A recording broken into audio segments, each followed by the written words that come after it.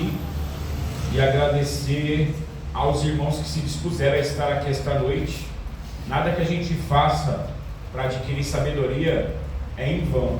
Alguma coisa a gente sempre tira de algo que a gente possa estar aprendendo, né? E hoje nós vamos falar um pouquinho sobre liderar.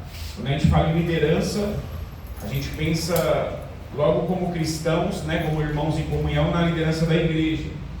Mas liderar é algo muito além do que nós podemos imaginar. Liderar é você conseguir liderar o seu coração, os seus sentimentos, liderar a sua vida profissional, a sua vida familiar, liderar o seu trabalho, liderar as suas emoções.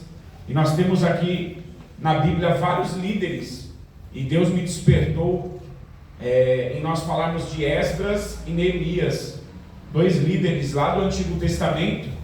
A gente vai ler esse capítulo 1 de Esdras, depois de 2 Crônicas, o livro de Esdras no capítulo 1, a leitura bíblica, para nós entrarmos aqui, abordarmos o que Deus quer falar conosco.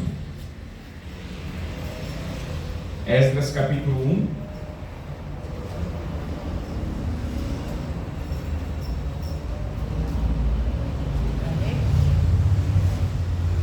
Eu vou pedir para a diaconisa Bárbara ler do versículo 1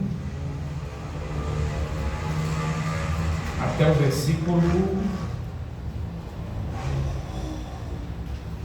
versículo 6. Esdras 1, do versículo 1 ao versículo 6.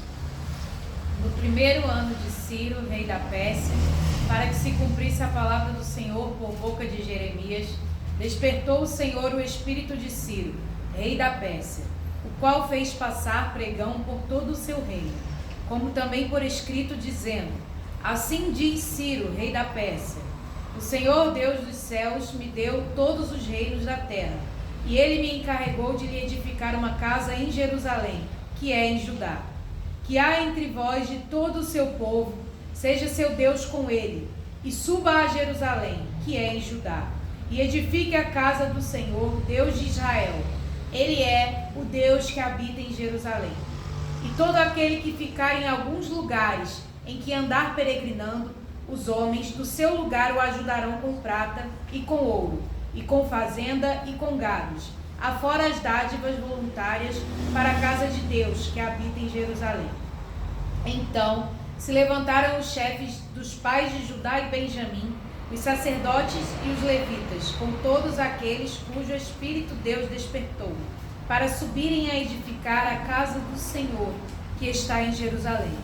E todos os que habitavam nos arredores lhe confortaram as mãos com objetos de prata, e com ouro, e com fazenda, e com gados, e com coisas preciosas, afora tudo o que voluntariamente se deu. E no capítulo 2 inicia assim: Estes são os filhos da província que subiram do cativeiro, dos transportados que Nabucodonosor, rei da Babilônia, tinha levado para a Babilônia, e tornaram a Jerusalém e a Judá, cada um para a sua casa, os quais vieram com Zorobabel, Jesuá, Neemias, Seraías, Reelaías, Mardoqueu, Bilsã, Mispar, Bigvai, Reum e Baaná.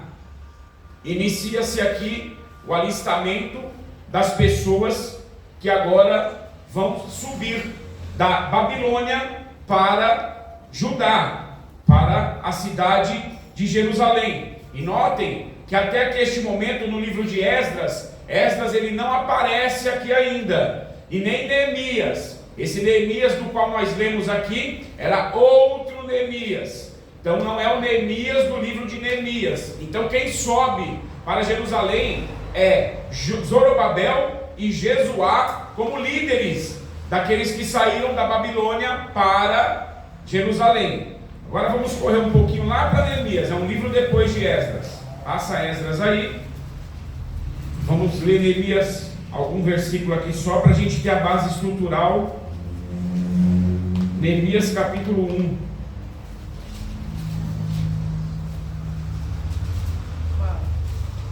Do versículo 1 ao 4.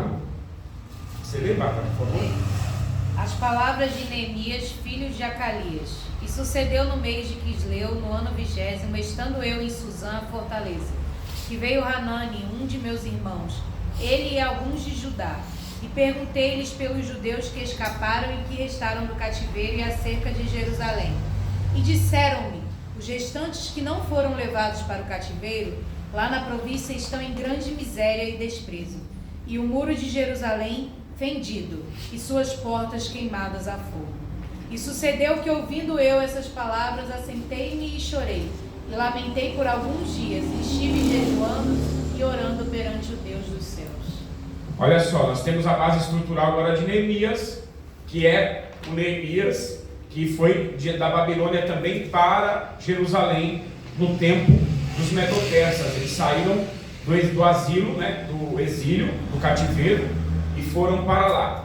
Para nós chegarmos até aqui o livro de Esdras e Neemias, nós temos um contexto histórico que está registrado em Reis e Crônicas. Qual é o contexto? Salomão morre, o rei da sabedoria, o homem mais popular de todos os tempos na terra, o homem que fez Judá crescer, o homem que fez o templo dado a Davi, o homem que proliferou a sabedoria durante todo aquele tempo em que ele viveu, ele morre.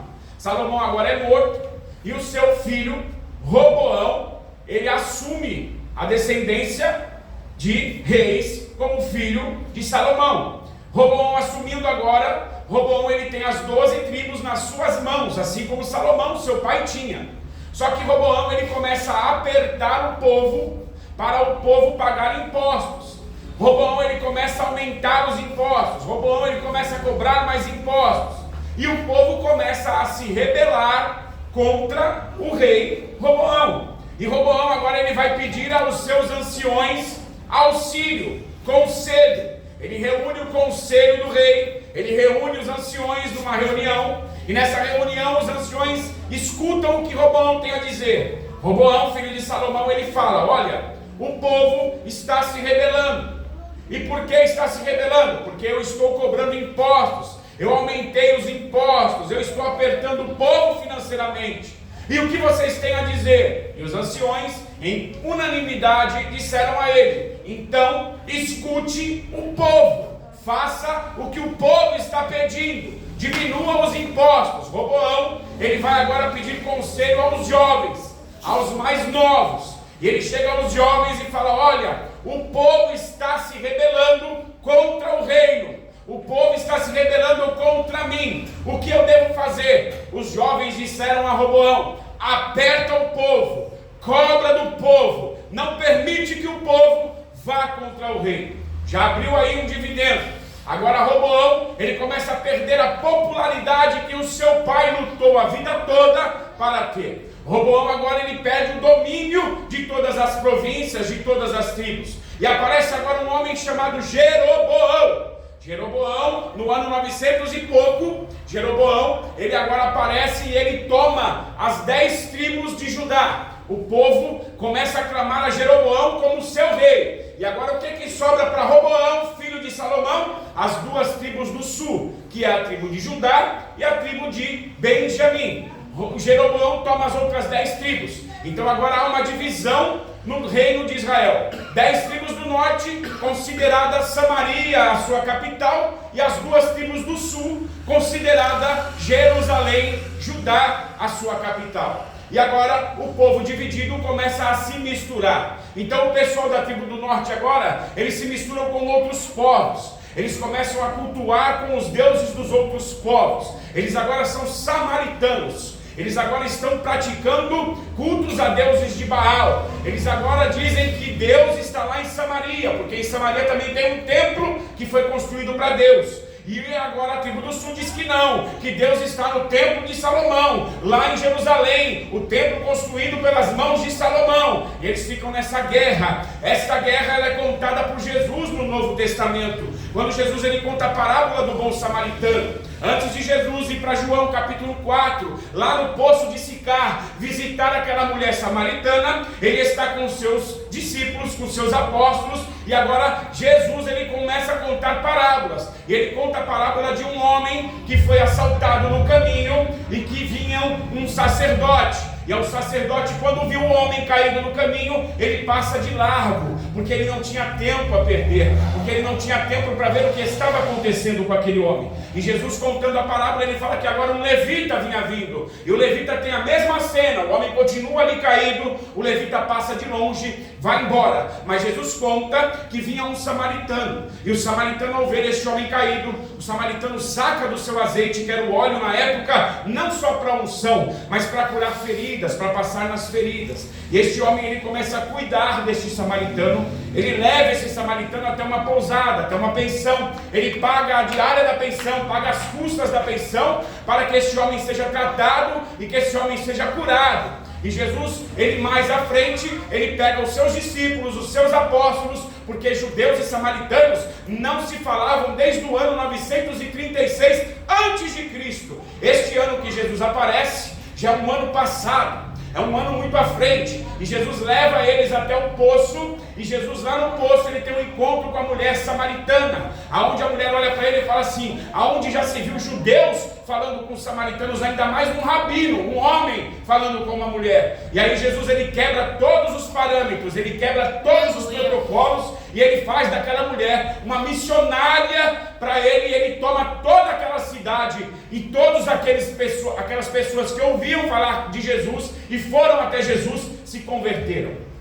Mas nós estamos agora no ano 936, onde o povo está dividido, e passa-se 210 anos assim, nasce, morre, pessoas ficam velhas e eles estão brigados, eles estão divididos, e Deus sempre está avisando, mandando profetas. Ontem foi pregado aqui sobre Ezequias, sobre Ezequiel capítulo 37, quando Deus manda Ezequiel profetizar sobre o vale de ossos, e Deus mandando profetas, pedindo para o povo converter o seu coração, pedindo para o povo se voltar a Ele. E a tribo do norte já estava perdida, eles já estavam adorando deuses pagãos, eles já estavam misturando com povos, com mulheres de outras regiões que não eram judias, eles já estavam fazendo misturas de raça, e Deus agora ele permite que a Babilônia ela tome as tribos do norte. As tribos do sul ainda não. Por quê? Porque alguns reis chegavam, era uma dinastia. O que é dinastia? Teve 8 dinastias durante as tribos, porque eu saio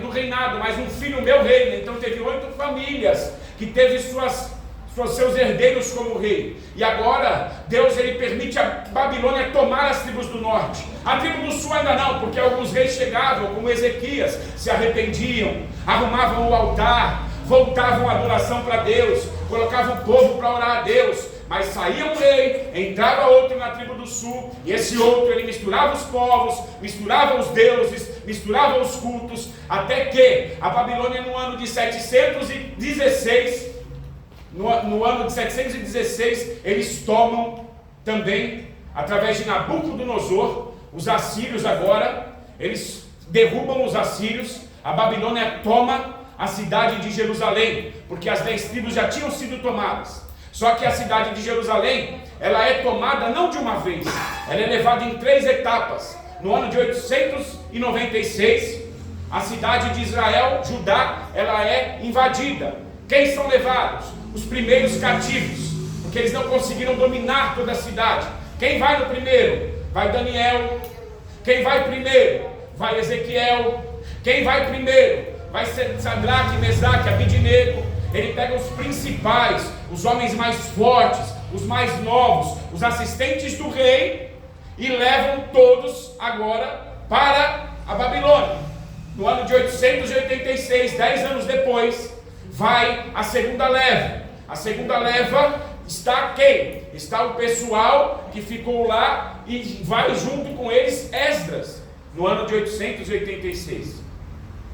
E passado esse tempo, Jeremias profetiza no seu capítulo 25 que a Babilônia ela vai ser tomada, a Jerusalém vai ser tomada pela Babilônia, e o povo vai ficar cativo 70 anos. Então, se nós pegarmos de 886 a.C. e diminuirmos 70 anos, em 816 a.C., vai aparecer Neemias para ir à cidade de Jerusalém, onde nós chegamos aqui nesse contexto, reconstruir os muros. Se nós formos fazer a conta, o cativeiro babilônico foi 70 anos, mas a reconstrução até o tempo de Neemias durou quase 120 anos. A primeira leva vai Zorobabel e Jesuá. Eles chegam lá para fazer o quê? Agora Ciro é o rei. E Ciro dá uma ordem, porque os persas agora, eles tomaram a Babilônia. Nabucodonosor, ele virou um animal. Quem lembra dessa passagem?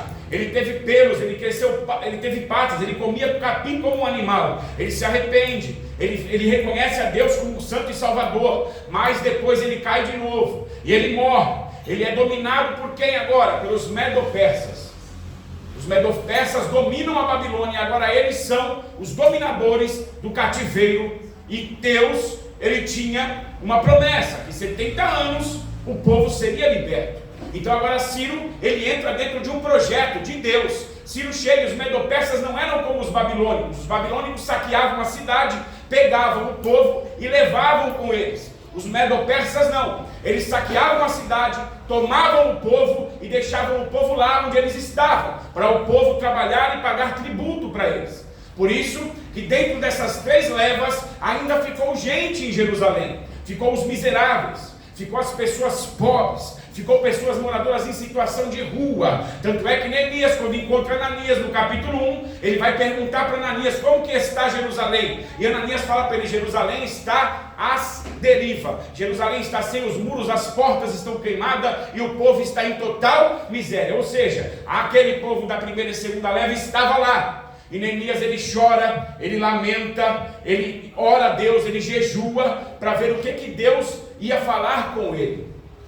Nós temos que entender que quando Daniel profetiza o fim dos tempos, lá no capítulo 5, tem um homem chamado Belsazar. Belsazar, antes de os medo-persas tomarem a Jerusalém, tomarem a Babilônia, o Belsazar, ele estava dando uma festa. Ele substitui Nabucodonosor. E nessa festa, ele se lembra de algo. E ele fala para os seus súditos: vai lá na casa do tesouro e pega todas as taças, todos os copos do templo de Salomão, porque nós vamos beber nele. Eles estão todos bebendo na festa. O vinho está comendo solto. Quando ele olha para a parede, um dedão está escrevido assim, ó, Mene, Mene, Tekel. E ele olha e ele não consegue entender aquilo. E aí eles vão tentar achar alguém para distinguir o que aquilo queria dizer. E aí Daniel chega para distinguir aquilo. E quando Daniel olha, Daniel fala para ele: o que estava escrito nessa parede é que ainda hoje você e todo o seu reino vai ser tomado por Deus, porque você brincou com Deus. E o reino foi tomado, porque ele foi lá e pegou da casa de Deus os copos, as taças que Salomão consagrou ao templo para beber e fazer a prostituição aos deuses dentro do palácio. Passado esse tempo, nós temos a primeira leva, Zorobabel, capítulo 1 de Esdras. Zorobabel, ele chega com Jesuá e uma leva de pessoas que foram libertas. Ciro disse: olha, quem quiser ir para Jerusalém vai, quem quiser ficar, fica. Por que não foram todos? Porque 70 anos se passaram. Pessoas se deram em casamento na Babilônia. Zorobabel, Jesuá, Neemias e Esdras não conheciam Jerusalém. Eles foram nascidos no cativeiro. Apesar de serem judeus, filhos de judeus, eles foram nascidos no cativeiro. E então agora Zorobabel, ele sobe com Jesuá e com uma leva. E eles vão levando agora, como foi lido aqui, ouro, prata. Eles vão levando todo o material que eles precisam. Por quê? A ordem era construir o templo. Eles queriam reconstruir o templo. Eles chegam lá, e quando eles chegam na cidade de Jerusalém, eles começam a reconstrução do templo. Eles começam a obra. E quando a obra está sendo feita, inimigos que estavam tomando conta ali de Judá e de Benjamim, eles estão olhando e vendo o templo sendo erguido. E eles vão pedindo informações e se informando, e o povo vai falando: estamos construindo o templo de Deus. E eles disseram: bom, então nos deixe ajudar, porque nós vamos congregar com vocês. Zorobabel e Jesuá olhou para eles e disse: não, o nosso Deus, quem adorará o nosso Deus somos nós. Nós não vamos nos misturar com vocês. O que é que o inimigo faz? eles fazem cartas e mandam para o rei. Agora quem está reinando? Artaxerxes. Ele está reinando. E quando ele está reinando, chega a carta às suas mãos, ele lê a carta e ele dá uma ordem. Ele dá uma ordem para que parem a obra. E essa obra ela fica parada por muito tempo, por quase 20 anos. E agora é levantado um homem nesse tempo para ir até a cidade de Judá. Esse homem é chamado Esdras. Esdras, quando ele chega na cidade de Judá, o templo agora está sendo retomada a obra, está sendo retomado os trabalhos do templo. E Esdras, quando ele chega, ele vai levar o que agora? As leis, porque o templo já está ficando pronto. Só que aquele povo que ficou em Judá, aquele povo que ficou em Jerusalém, eles não sabiam quais eram as leis, eles não sabiam qual era a liturgia do culto, como que funcionava aquilo. E Esdras, um homem nascido em cativeiro, na Babilônia, ele vai agora para lá para ensinar a lei. Por quê? Porque Esdras, ele era escriba do rei na Babilônia. Esdras, ele era estudioso da Torá, ele era estudioso do Pentateuco. Esdras, ele era um juiz, ele era formado, ele era um advogado. Esdras, ele conhecia toda a lei. Esdras era um homem estudioso. No cativeiro não tinha templo.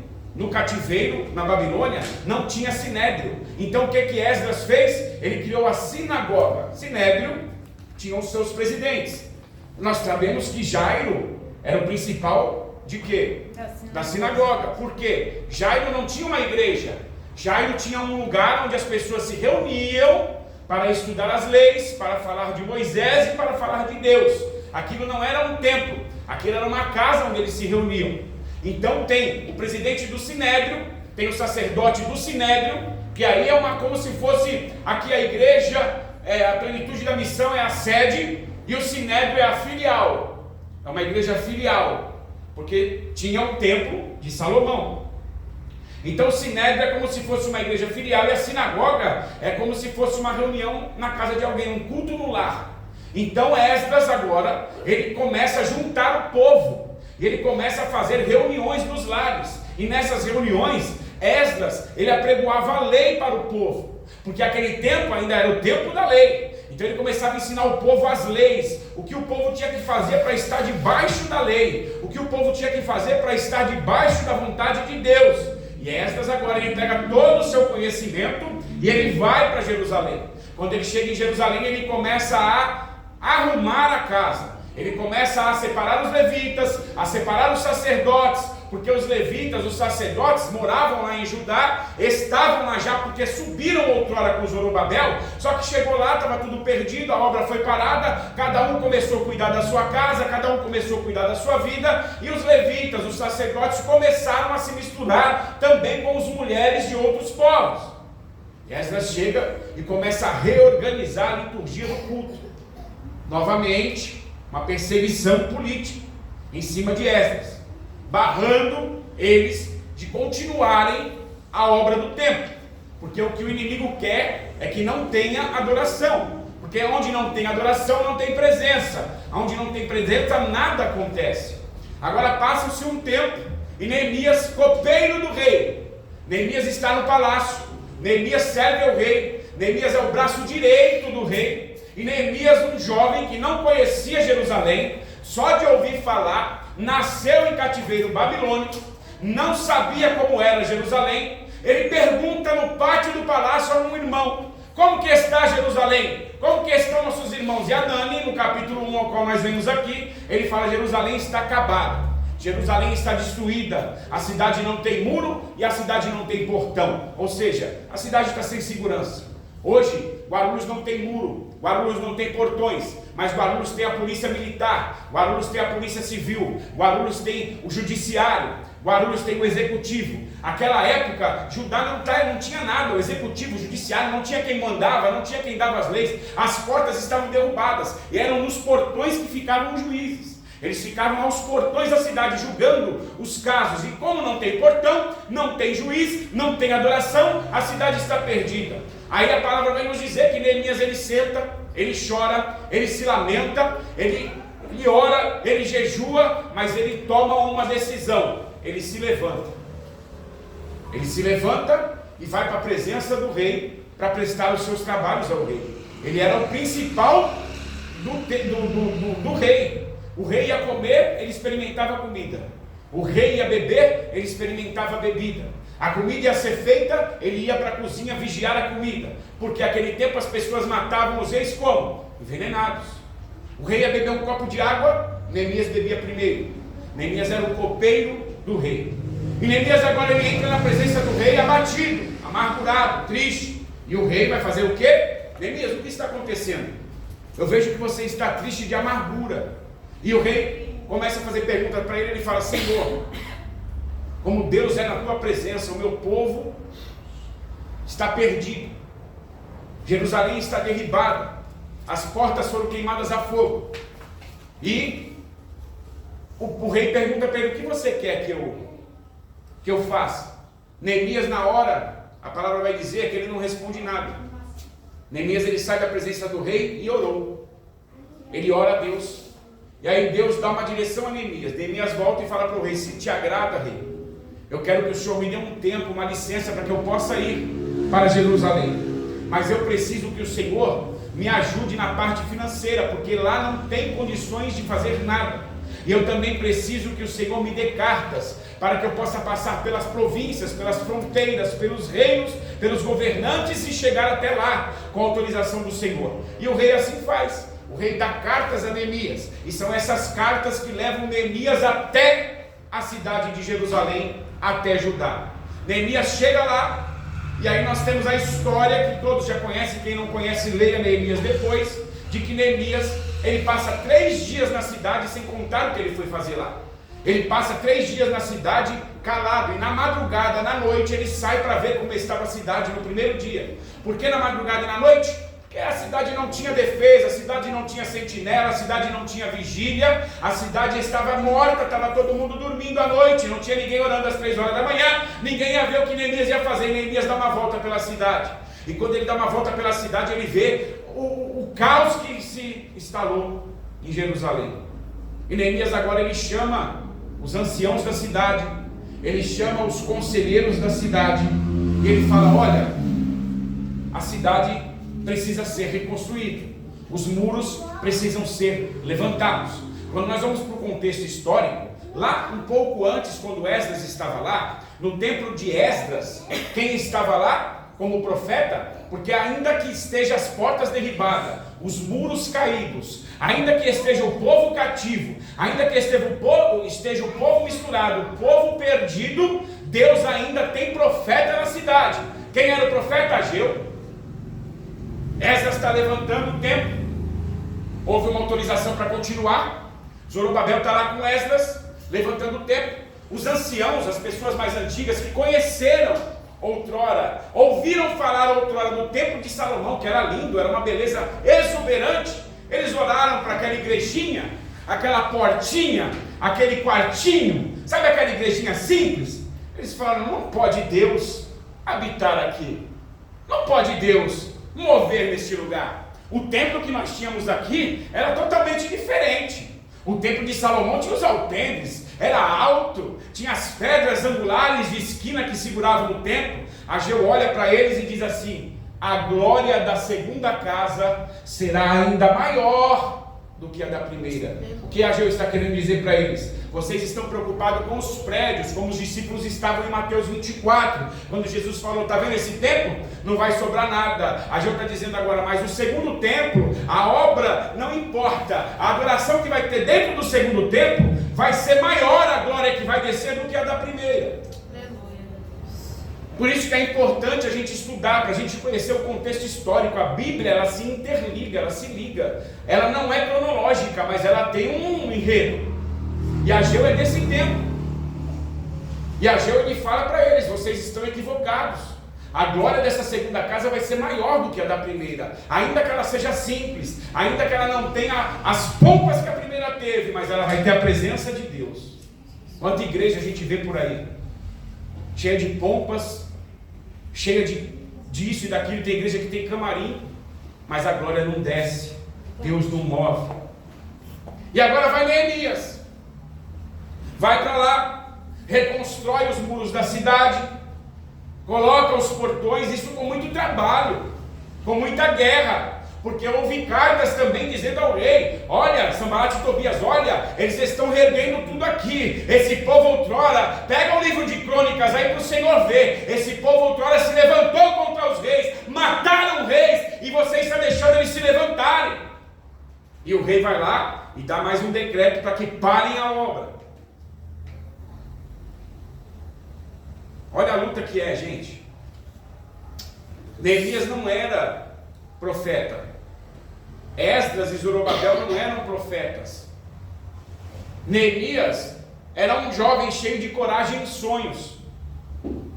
Um jovem que sabia o que tinha acontecido em Jerusalém e era temente a Deus. Esdras, um estudador da lei. Zorobabel, um homem comum como eu e você, que resolveu se levantar, resolveu se posicionar por uma causa, resolveu se colocar no lugar de outrem por uma causa. E eles saem. Deus não falava tete a tete com Zorobabel, Deus não falava tete a tete com Esdras, como falava com os profetas. Deus não falava tete a tete com Neemias, mas eles tinham coragem, eles tinham espírito de liderança.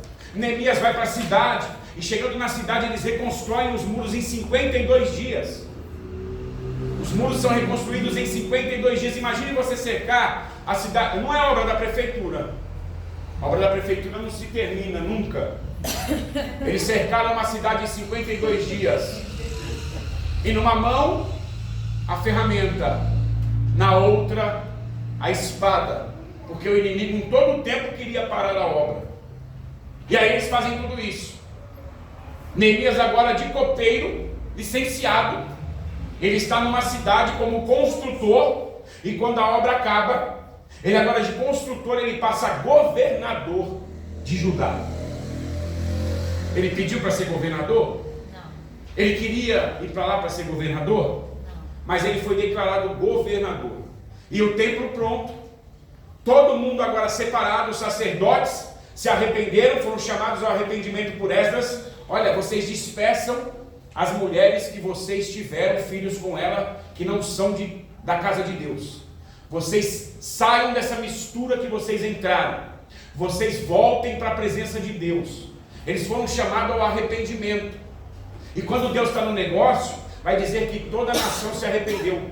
Os homens despediram as mulheres que não eram judias, saíram fora das famílias, voltaram para Deus. Os sacerdotes começaram agora a fazer os sacerdócios, os levitas começaram agora a fazer o que tinha que fazer os levitas. E agora Esdras e Neemias, eles perante a cidade, eles começam a ler a lei, porque o que eles foram apregoar lá, ensinar para eles, era sobre a lei. E a palavra vai dizer que quando Esdras está no coreto da praça, Neemias do seu lado, o povo todo em pé, os levitas do lado esquerdo, os sacerdotes do lado direito, Esdras começa a ler as leis de Moisés, todo o povo glorificando a Deus e chorando por causa das leis que eles não tinham. Não é lindo isso? Mas Neemias teve que voltar, porque Neemias, além de agora governador, ele ainda não tinha destituído do cargo, ele era copeiro do rei, ele tinha uma licença por algum tempo. Neemias volta, e quando Neemias volta, Neemias está trabalhando na presença do rei. Agora Malaquias manda um WhatsApp para Neemias. Malaquias, lá do último livro da Bíblia, o profeta menor, ele fala: Neemias, o povo aqui está acabando com tudo. Os sacerdotes, os levitas, eles estão agora se corrompendo de novo. E Neemias, ele pede novamente para o rei a licença e ele vai para Judá. Quando ele chega em Judá, foi lido aqui esses dias, eu tive uma oportunidade de dízimos e ofertas, Neemias capítulo 13. Neemias chega em Judá, o quarto do templo, aonde se guardavam os dízimos, as ofertas e os votos, estava vazio. Não estavam entregando nem os dízimos, nem as ofertas, nem os votos. O que tinha dentro do quarto? Quem estava morando dentro do quarto? Tobias, o inimigo de Judá, aquele que mandou cartas para parar a obra do templo, aquele que queria destruir o povo, queria oprimir o povo para não se construir os os muros e nem colocaram as portas no lugar. Neemias capítulo 13. Neemias chega na cidade e fala para o sacerdote: o que está acontecendo aqui? O sacerdote disse: não, eu dei morada para Tobias porque ele não tinha onde morar. Neemias destituiu todo mundo, botou todo mundo para fora. É por isso que Malaquias, lá no livro de Malaquias, ele fala: onde me roubastes? Vocês estão me roubando nos dízimos e nas ofertas. Ele está falando nesse tempo para o povo lá de Judá. Zacarias também no seu capítulo 9, ele é do tempo de Neemias. Zacarias profetiza contra os sacerdotes, contra os levitas da cidade. O povo sempre se corrompendo e caindo na mesma coisa. Mas Deus, Ele continua sendo Deus e levanta líderes, homens cheios da sua presença. Aqui Neemias, aqui Zorobabel, aqui Esdras. Desculpa, gente. Eles nos mostram que você não precisa ser pastor, você não precisa ser o presidente do Brasil, você não precisa ter um cargo de vereador, você não precisa ser apóstolo não sei das quantas, para você se levantar e fazer algo com propósito para Deus. Tem pessoas que não têm cargo nenhum aí fora e está fazendo muito mais, praticando liderança muito melhor do que qualquer presbítero, pastor, ovelha de Deus dentro de uma igreja. Por quê? Porque eles se propuseram dentro deles a serem assim, a fazerem o bem. Esdras, segundo o Talmud, para quem não sabe, o Talmud é um livro judaico da época dos patriarcas. É um livro onde eles escrevem todos os estudos. Quando a pessoa fala assim, olha, ela está pregando e fala assim, olha, segundo os estudiosos, se ela não estiver no Talmud, ela está vendo no YouTube, no Google, mas ela tem que procurar no Talmud, porque o Talmud é os estudos dos judeus rabinos desde a era do início. E aí no Talmud vai dizer que Esdras, esse jovem que conhecia todas as leis, fundou as sinagogas lá na Babilônia, no cativeiro. Nós vamos para Salmo 137, vai dizer que o povo estava à beira do rio, as harpas estavam penduradas nas árvores, e o povo estava chorando, lembrando do tempo em que eles eram felizes em Sião, na presença de Deus. Esdras escreveu o primeiro livro de crônicas, o segundo livro de crônicas, lá na Babilônia. Esdras fundou a escola bíblica. Nós estamos aqui hoje numa reunião porque Esdras fundou isso. Ele fundou a sinagoga. Salmos 119, quem escreveu?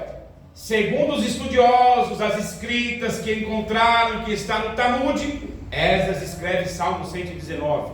Um homem inteligentíssimo, um homem da escrita, um homem das leis. Neemias não tinha tanto entendimento, não era tão inteligente, Neemias não era tão profundo na palavra, na Torá como Esdras, mas Neemias, ele usou a sua inteligência naquilo que ele sabia fazer. O que era? Reconstruir os muros.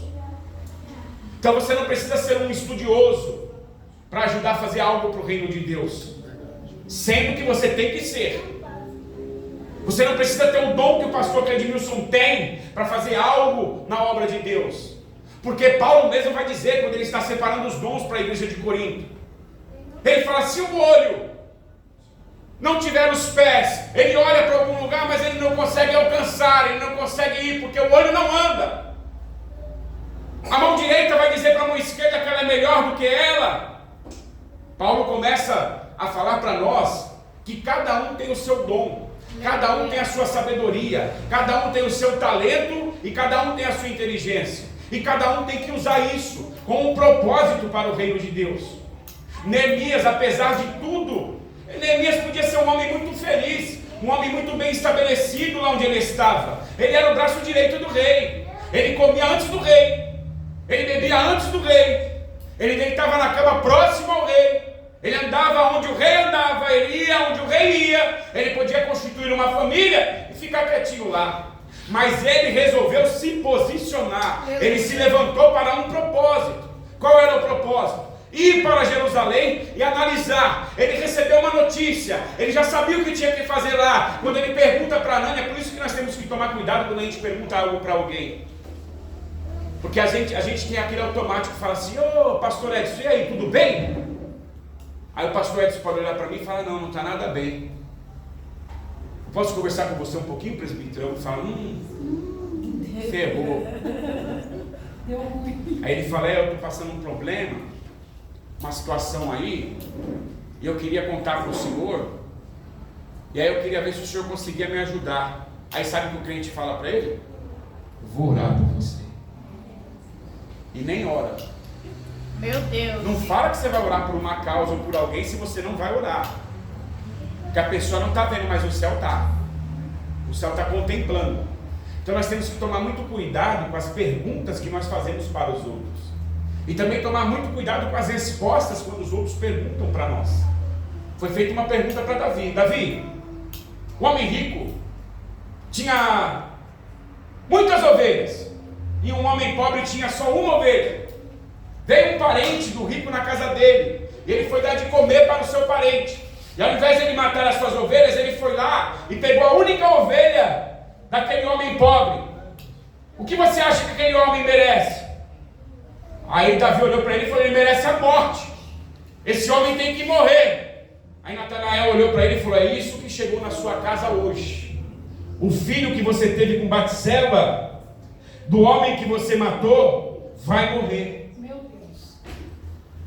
A pergunta que você faz e a resposta que você dá tem poder. Meu Deus. E agora ele encontra Ananias no pátio. Ele pergunta, Ananias, como está Jerusalém? Ananias falou, você quer saber? Senta aí. Está tudo quebrado, os muros estão derrubados, os portões estão queimados e o povo está em miséria.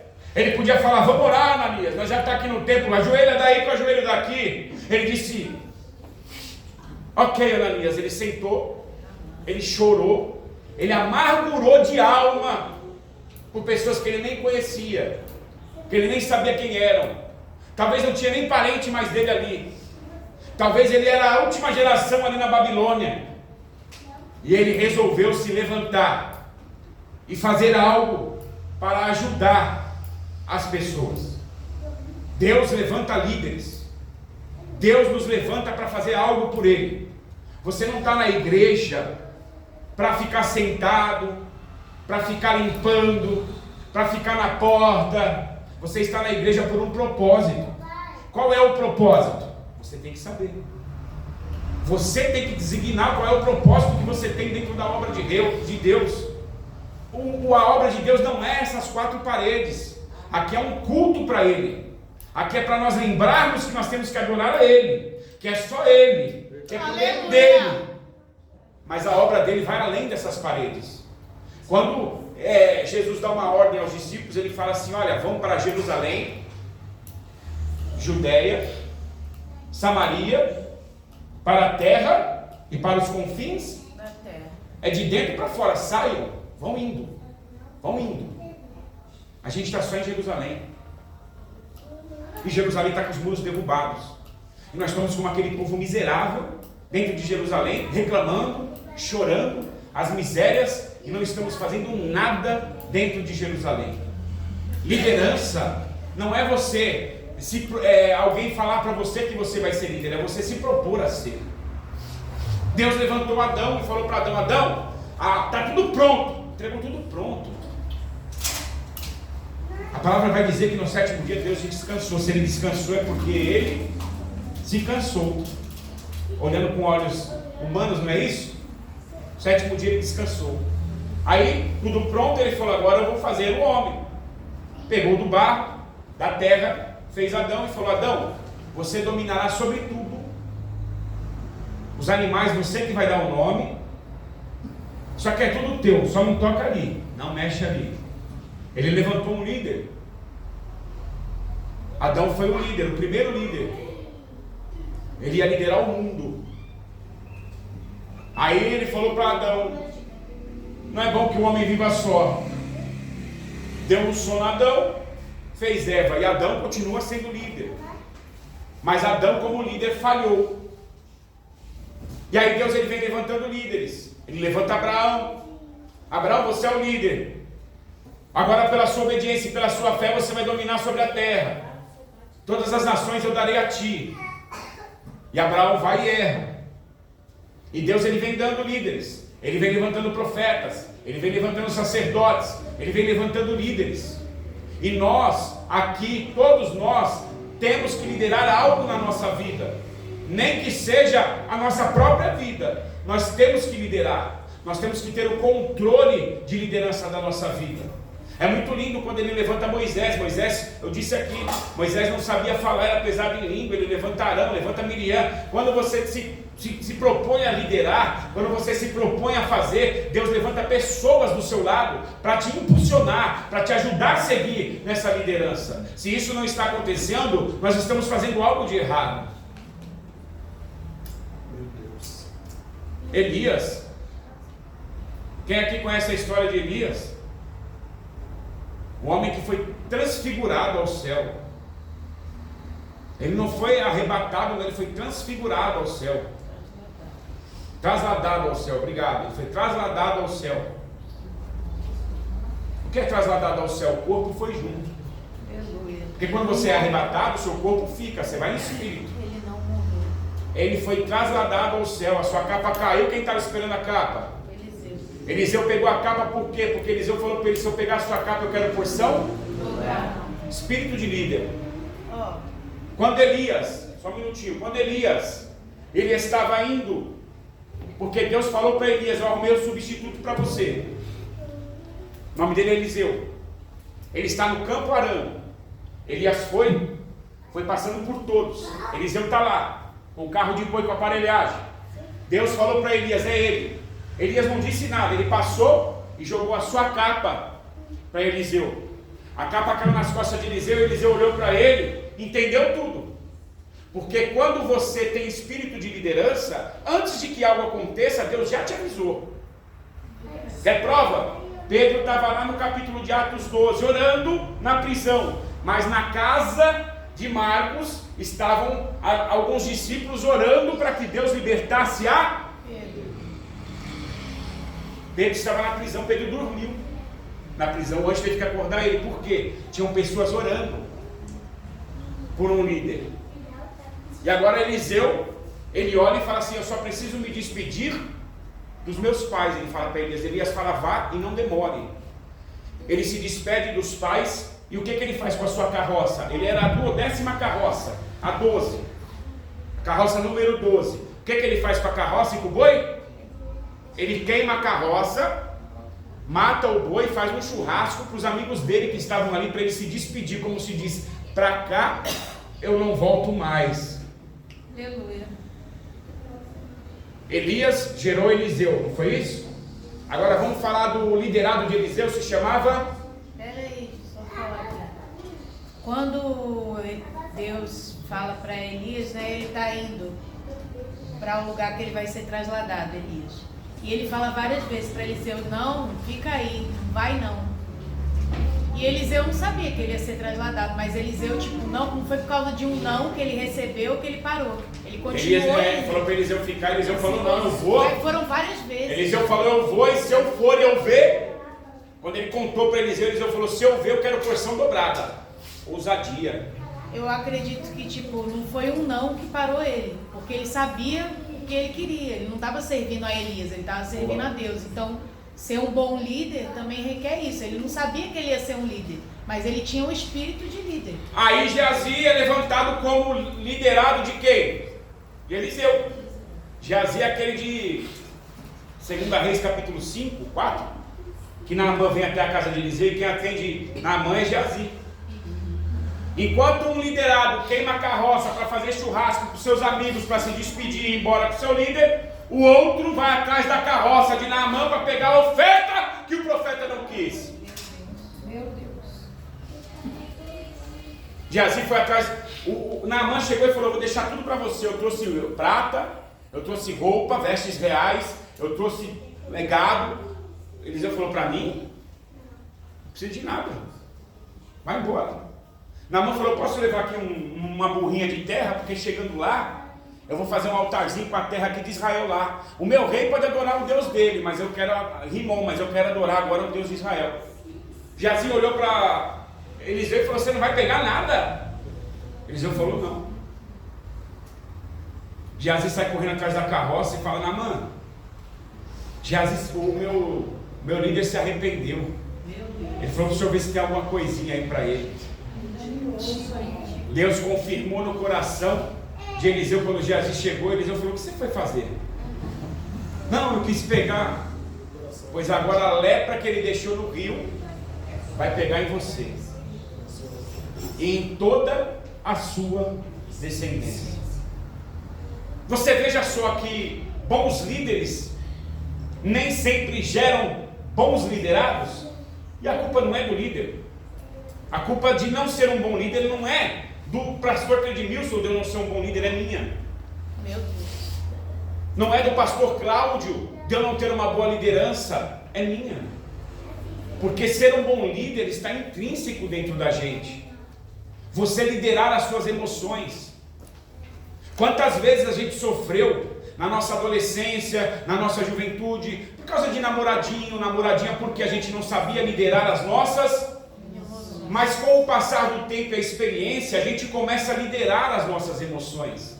A gente consegue agora, a gente passa por coisas agora que um jovem de 15 anos não consegue passar. Aquela moça que eu disse aqui que se matou, talvez o problema dela era por causa de um namoradinho, uma coisa que, quando ela tiver a minha idade, não vai ser tão profundo quanto foi para ela.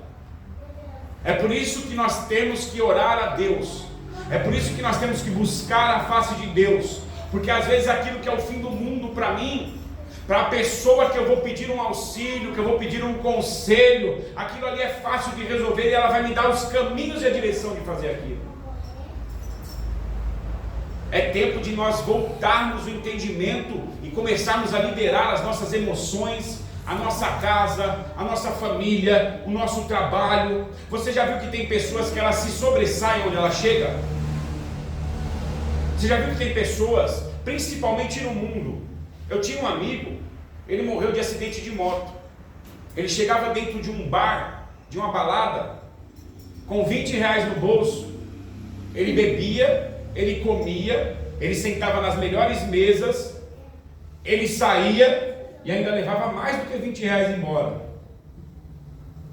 Porque ele tinha em si o espírito de dominar o ambiente. Mas nós estamos na casa de Deus. Quando você entra com seus talentos aqui para dentro, Deus pega o talento que você tem lá no mundo e Ele torna isso em dom. Se você lê bem, se você ora bem, Ele vai te usar nisso. Se você faz uma boa limpeza na sua casa, esse é o seu dom, Ele vai te usar nisso. Se você é bom em fazer artes, em decorações, Ele vai te usar nisso. Deus, Ele te usa naquilo que você já tem. Deus, Ele nos usa naquilo que nós já temos. Você não precisa querer adquirir algo que é do pastor, que é da pastora, que é do seu irmão do lado, do outro irmão.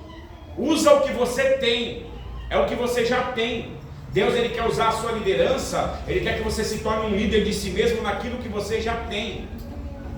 Se nós formos falar aqui de liderança aqui na Bíblia, a gente passa a noite aqui, passa dias falando sobre liderar. Neemias, ele se levantou, ele não sabia das leis, ele não sabia como funcionava direito as coisas, mas ele falou: o que eu posso fazer? Ele já me falou o que está acontecendo. Ele perguntou, o cara falou: o muro está caído e os portões estão derrubados. Ele falou: o que eu posso fazer? Eu tenho que levantar o muro e botar os portões no lugar. Mas para isso eu preciso que pessoas venham comigo para fazer isso. Quando Neemias chega na cidade, ele começa a bater de casa em casa. Depois vocês leiam o livro de Neemias. Ele começa a bater de casa em casa e fala: gente, para acabar com isso daqui, por que o cachorro entra na igreja? Isso é uma piada. Porque a porta... Por que o ladrão está entrando? A porta está aberta, os muros estão derribados. A gente precisa fechar isso. E quando ele começou a fazer isso, ele agora com Esdras lá, que eles se encontram nesse mesmo tempo, esses são livros homônimos, Neemias e Esdras. Esdras era Esdras 1 e Esdras 2. Aí eles tornaram o livro de Esdras 2 Neemias no cano. Por quê? Porque eles entenderam que apesar de ser Esdras que escreveu Neemias, porque Neemias não era bom de escrever, Neemias era bom de construir. Quem escreveu Neemias foi Esdras, mas eles entenderam que essa história não era sobre Esdras. A história de Esdras está no livro dele, essa história era de Neemias, apesar de ser Esdras que escreveu. Como Moisés escreveu Gênesis, é a história de José é de José, de Jacó é de Jacó. Então, é tempo de nós nos levantarmos. Eu quero entrar com vocês rapidinho na apostila aqui para nós acabarmos. Na folha de trás, no verso, assuntos a serem abordados.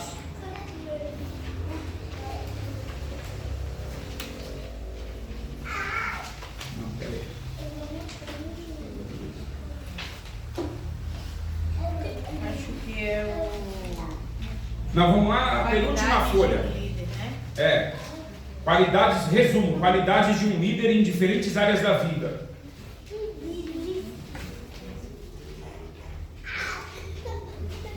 Outro exemplo, eu anotei alguns exemplos aqui. Eli era o sumo sacerdote, logo no tempo de Juízes. Quando acaba o livro de Juízes, lá na Bíblia, começa o livro de Samuel, que foi o último juiz, no tempo dos juízes. Quem era para ser juiz, quem era para ser sacerdote nessa época, no lugar de Samuel, era Hofni e Finéias, os filhos de Eli. Mas como ele não foi um bom líder, como ele não soube liderar os seus filhos, os filhos de Eli faziam o que no templo? Eles roubavam da gordura, eles comiam o que era sacrifício para Deus, eles roubavam do altar, e aí os filhos dele morreram, e ele perdeu a visão. E aí Deus, quando Ana disse que ia pôr um filho no altar, Deus falou: é o que eu preciso, porque lá na frente Hofni e Finéias vão morrer, porque lá na frente Eli vai parar de ser o sacerdote, e eu vou precisar de alguém para completar essa obra. Quando Deus deu autoridade para o povo para escolher um rei, o povo levantou quem? Saul. Saul vai ser o nosso rei. Deus disse: é isso que vocês querem? É. Olha o que aconteceu. O povo escolheu Saul e Deus deixou. Saul reinou tanto que Saul olhou para Deus e quis ser Deus, como Satanás. O Espírito Santo se retirou dele e Saul morreu. Aí Deus falou: agora eu vou levantar um rei. Samuel, pega o chifre, põe óleo e vai lá para Belém, na casa de um homem chamado Jessé, porque eu tenho provido um. Eu que escolhi agora. Davi foi um homem perfeito? Davi liderou super bem. Foi um bom líder, cheio de pecados, mas porque o seu coração era voltado ao arrependimento, Deus dava para ele oportunidades. Davi, enquanto Saul queria o trono, Davi queria a presença. Davi falava: Senhor, pode levar o trono, leva o palácio, tira essas mulheres de mim, só não deixa eu sair da tua presença. Sabe onde Davi foi melhor líder, onde ele teve pessoas lideradas que teve com ele? Na caverna de Adulão. Davi tinha o maior exército, que ganhava tudo, mas o filho de Davi conseguiu corromper o exército. Um bom líder e os seus liderados sendo corrompidos. Absalão agora domina todo o exército e fala: nós vamos matar Davi. Davi foge porque Davi não quer confrontar o seu filho. Ele vai para uma caverna chamada Caverna de Adulão. Lá na caverna tinha alguns rebeldes lá, tinha alguns fugitivos lá, tinha alguns homens lá escondidos. E Davi chega na caverna: ué, o rei Davi aqui? O que está acontecendo? E Davi explica, eles falam: nós estamos com você, nós vamos vencer essa guerra, nós vamos vencer isso aí, o trono é seu. Davi foi ser rei na caverna de Adulão.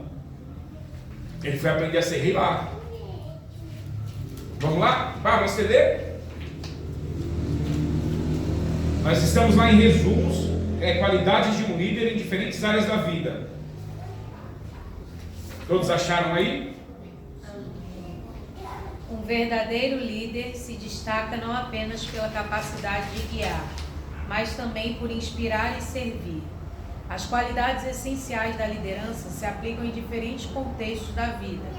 Número 1, no meio social. Um bom líder social sabe ouvir, respeita as diferenças, promove a união e age com empatia. Ele se preocupa com o bem comum e motiva os outros a participarem ativamente da sociedade. Olha só, no meio social, aonde? No cotidiano, na vida, na sociedade. Um bom líder, ele sabe ouvir, ele respeita as diferenças. Um bom líder, ele tem que saber que dentro do grupo ao qual ele lidera, as pessoas não são iguais, nem os dedos da mão são. É um diferente do outro. Mas quando a gente abaixa, quando está todo mundo lá embaixo, ó, fica todo mundo no mesmo nível, ó. Fica todo mundo igual. menino, que legal. Mas quando a gente está de pé, todo mundo, ó, cada um quer ser um maior que o outro. Mas quando a gente se abaixa... Foi muito legal. Então, no seu meio social, você tem que entender que nem todas as pessoas pensam igual. Nem todas as pessoas têm a mesma opinião. E nem sempre a sua opinião é o que prevalece. Um bom líder é aquele que pede conselhos e bons conselhos. Porque se pedir mau conselhos, olha o que Roboão fez. Deus nunca pediu para dividir, ele pediu para frutificar e multiplicar. Roboão foi um mau líder, porque ele foi pedir conselho para quem não tinha para dar. Os jovens aconselharam ele e veio a divisão.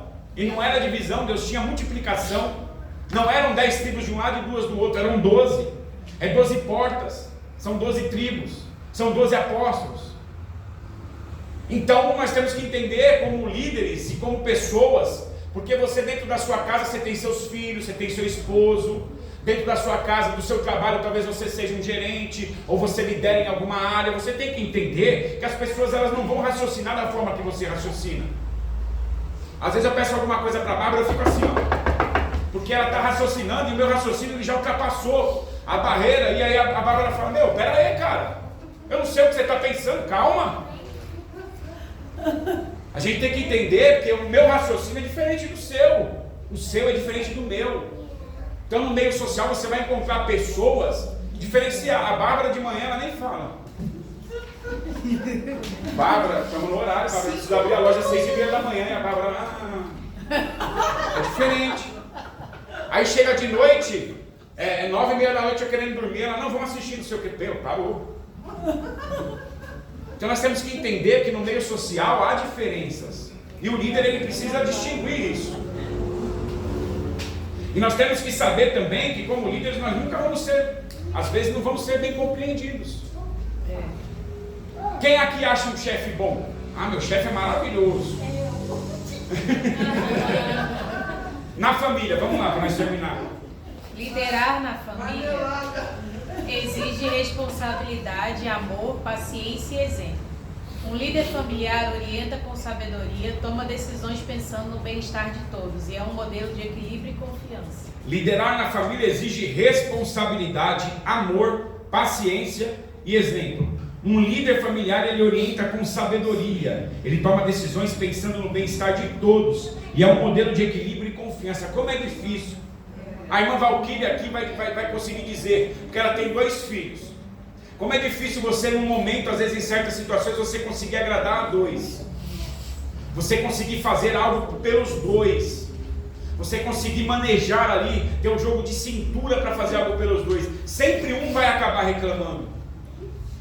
E mesmo quando você faz, e o outro não reconhece ou acaba reclamando, e você numa autoanálise vê que você errou, a humildade, ela precede toda a honra.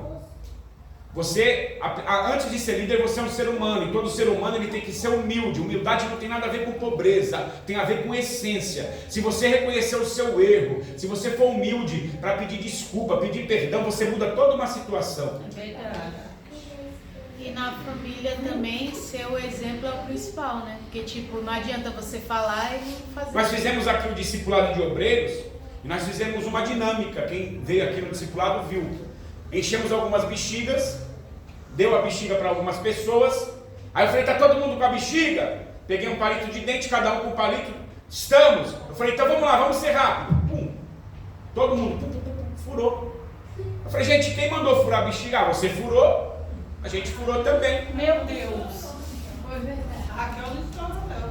Porque o filho dela não deixou. Você furou. Queria a bexiga. Eu falei, mas gente, eu não mandei estourar a bexiga, eu só falei pra gente ser ágil. Então quer dizer, você é espelho. É verdade. Tem alguém olhando pra O você. Edson fala isso lá em casa. Tudo que eu faço, o Gabriel faz igual. Tem alguém olhando pra você. Tudo que eu- Você é se eu- espelho. Se eu deixar um sapato jogado, ele deixa o sapato do lado do meu jogado. Se eu deixo a escova jogada, ele deixa a escova dele jogada. Igualzinho. Tudo que eu faço, ele faz. Quando eu era do Mundão, aí tava no Mundão, eu fui gestor no Magazine Luiza, né? Aí, o que eu fazia? Às vezes eu saía do Magazine Luiza e eu ia pro bar. Chegava no bar, os vendedores estavam lá. Aí nós, charcava quando dava meu horáriozinho, 8 horas, era quarta-feira, ali dava 8, 9 horas, eu picava pra casa, porque eu sabia que no outro dia eu ia estar lá. Os caras ficavam até 1, 2 horas da manhã e chegava no outro dia, às vezes não faltava, às vezes os caras chegavam lá de cara inchada. Quinta-feira todo mundo azedo, chegava para trabalhar e eu tinha que determinar as ordens, eu tinha que fazer as coisas. E aí eles misturavam, por quê? Ah, aqui, estava bebendo com mais ontem, agora quer vir gritar aqui, quer vir falar alto. Espelho. Espelho. Nós somos espelho, tem alguém olhando para nós. Se não for na igreja, é no trabalho. Se não for no trabalho, é no meio social. Se não for no meio social, é na família. Alguém está olhando para nós. Um monte. No trabalho, no ambiente profissional, o líder deve ser ético, justo, comunicativo e inspirador. Ele valoriza a equipe, reconhece talentos, resolve conflitos com maturidade e guia os colaboradores ao crescimento e ao sucesso coletivo. Quando eu comecei a trabalhar de vendedor, eu comecei a trabalhar na Marabras, eu tinha 19 anos. Meu pai morreu. A gente sempre trabalhou, meu pai sempre teve negócios. Meu pai morreu, minha família, meus irmãos foram vendendo tudo.